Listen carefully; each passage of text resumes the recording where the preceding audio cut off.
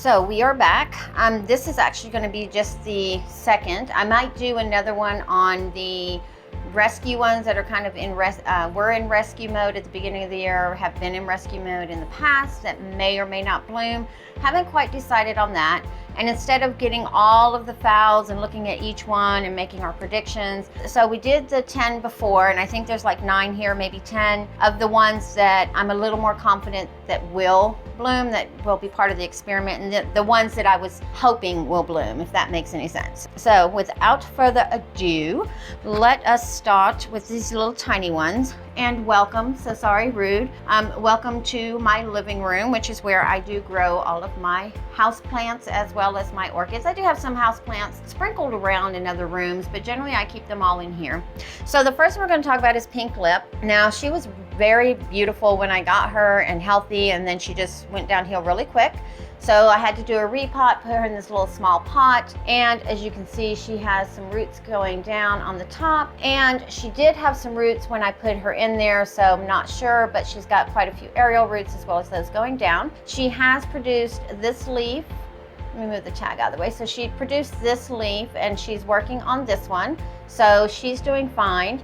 And again, I more than likely will let her go ahead and bloom if she decides to throw out a spike, because she has enough leaves, because remember, Phalaenopsis spikes come from 2 to 3 leaves down. Just move her right there. All right, and then this one here is one with a really long name. It is Phalaenopsis Pure Moon Pixie, which is Phalaenopsis Timothy Christopher crossed with Phalaenopsis Brother Lawrence. So I do not remember what she looks like because it has been quite some time. I've had her since October of 2019, and she was in rather poor shape. The first year she put on 3 leaves for me and then quickly dropped one of them. And as you can see, she's absorbing this leaf here. Now in the last video, I did take off the leaves of our sunshine, but they were completely yellow. This one, if you can see, still has some green on it. So she still has some nutrients she can absorb from that leaf. Once she's completely yellow, however, I will go ahead and take that off. If she does try to bloom, I probably will let her, because like I said, she's coming out pretty strong because she's already finished this leaf here. Well, this leaf, this leaf, and this leaf, sorry. So she's produced this leaf and working on this leaf this growing season, and she's concentrated more on roots before that. So she is trying to recover. And we have what was sold to me as DTPS Winter Clouds Mendenhall. As you can see, she finished this poor excuse of a leaf, which, I mean, it's not that bad. But then she's got this one that she's finishing off, and again, I have it tied off so it's not growing all winky. But she also has all of these lovely roots in the pot, as you can see, as well as the roots going down in the pot. She's got some new root growth right there, and then this nice aerial root here with a nice growing tip on it. And I noticed, guys, that the Mendenhalls, let me see, do I have another one? Yes, this one here.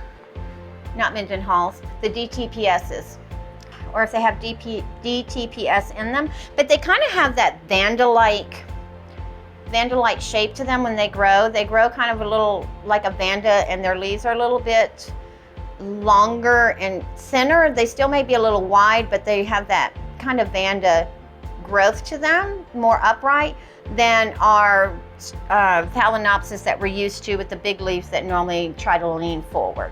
So if you have one of those and it's called a Phalaenopsis, because DTPS, which is, I'm not going to say the word, I'll put it down at the bottom because I cannot pronounce it, and we all know how I like to chop up things. It has been reclassified as a Phalaenopsis anyway.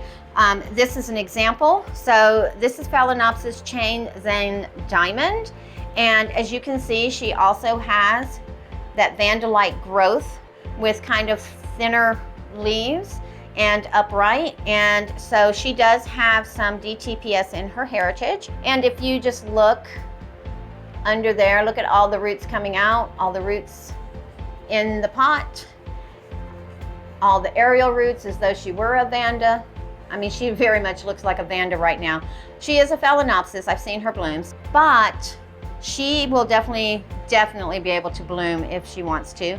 So this was also in the last video I was telling you that most of the time when the spike comes in, whatever leaf is growing, it just stops, and then once the spike expires or dies off, you cut it off, that leaf won't grow anymore. This one did. So this one was only about this long where my finger is when I cut the spike, and then shortly after that she extended it, and then she grew this leaf here.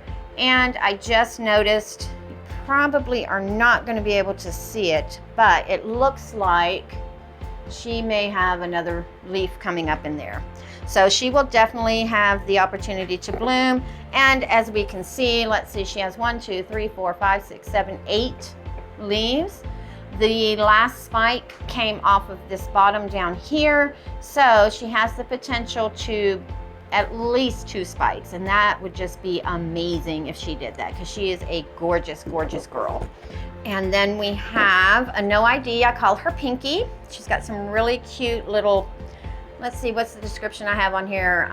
They're kind of pink flowers with a purple lip, but let's just admire this beautiful aerial roots. Not everybody's into the aerial roots. They'll clip them off. I think they're pretty, and they are your plan B in the event something happens in the pot. These will hydrate. So I do spray her about every other day. All of the Phalaenopsis with aerial roots, I will spray them about every other day. I'm not real concerned about keeping them right now, but look at the root explosion in here. She's just continually filling up the pot, and of course coming out of the pot. She is starting to wrap around at the bottom here, but still has plenty of room for growth. So this year she has put on, let's see, was it this leaf, and is currently finishing off this leaf. And again, I have it tied off so she doesn't lean forward. And will she be able to bloom? Absolutely. And she does have the potential again for at least 2 spikes, because her last spike came off of this bottom down here, and we have 1, 2, 3, 4, 5, 6 leaves coming down before that. So she does have potential for at least 1 spike, if not 2. And let's do this one. So this is one that again I got in July of 2019 when we first purchased the home. This is Small Leaves, and for those of you who are new and have not heard the story, her name is Small Leaves because this leaf back here was at one time the largest leaf that she had. Up until this leaf, all of her leaves were half that size, so I called her Small Leaves. Well, she's still Small Leaves until she blooms and I can try to identify her, or at least give her a different name. However, this season she has, so she was also the one that had a spike and I broke it. We're not going to talk about that. So this season she has grown this leaf here, and she is working on this one here. She does have a potential, and she is growing like a true Phalaenopsis. As you can see, she's laying over the pot. She is anchored in very well. As you can see, all of these lovely roots in here, as well as roots, whoops, trying to come out of the pot now. So she's well anchored in. I'm not worried about her coming out, and I do see another root trying to pop out, but she does have the potential. So let's just hold her like this. 1, 2, 3, 4, 5. So she has the potential for at least 1 spike. And I will be a little more careful not to break it this time, because honestly, I don't even remember what she looks like. And then this is the other one that I think is just absolutely amazing looking. Look at all of those roots. Look at that, just gorgeous. And we have that one long one going across, and I feel like it's going to find its way back into the pot. That would just be, I have one, my Phalaenopsis speciosa red. The root came out, went underneath, and then went back into the pot. So this one looks like it might be going to do the same thing the way it's growing. And then we have root tips coming out here. And then of course we've got all kinds of root activity on top, as well as we have leaf growth. So she grew this one here, and this was her after I got stressed leaf. And then she grew this one, and now she's working on a 3rd leaf of the season. So that is good. And then with all the roots in the pot, I am going to let her spike if she wants. She does have the potential for 1 spike. Her last spike, as you can see, was again at the very base bottom. Then we have Phalaenopsis Lark Song. Again, I've had her, let's see, since February of 2020. I purchased her in bloom, and then she bloomed for me again later on in the year in the fall. So she is a beautiful soft pink. She is the, if you go to my channel page and the banner, that's her. Oh my goodness, she's just absolutely gorgeous. But let's just look at her. She's got lots and lots of roots going in the pot, lots of growing tips. She's starting to wrap around the bottom. She is another one that dries out really quickly, so I know there's lots of roots in there, and she probably could use a repot. However, that repot will not happen until spring. She'll just have to sit in here. And as your Phalaenopsis grow and start pushing roots out and getting filled in the pot, you're gonna notice that they start sitting up. Do you see how she's kind of up over the pot? And the media is kind of raised up right there in the middle? That is because she is pushing herself out of the pot.